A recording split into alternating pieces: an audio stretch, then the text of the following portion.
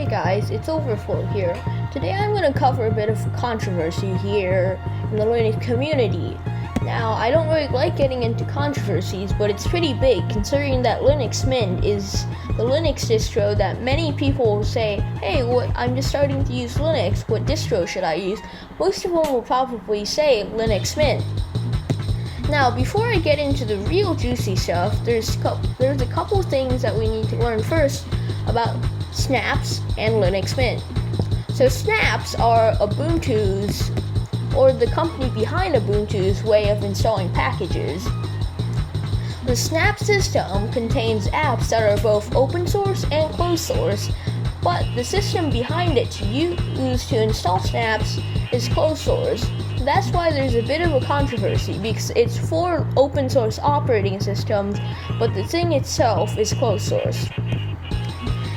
And the next thing that we need to talk about is Linux Mint. Linux Mint is basically the starter operating system for everyone who goes, hey, I want to learn Linux. You'll just head over to the website and get it. And it's recommended by basically everyone.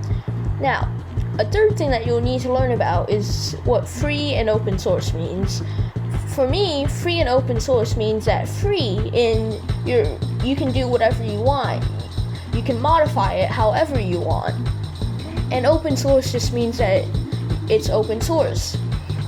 Now, you've probably seen this headline, Linux Mint 20 will block Ubuntu snaps by default.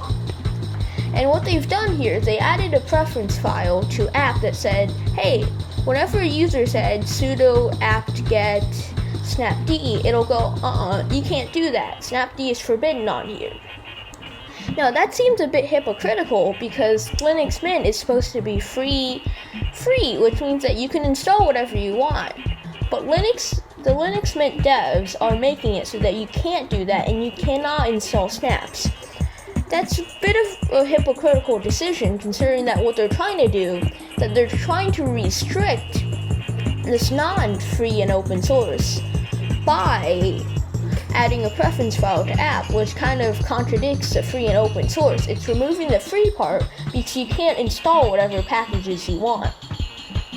So, you can comment down below on what you think about it, and I'm pretty sure it's still blocked. And some users are saying, hey, what if I'm updating from Linux Mint 19? What if all of it gets removed?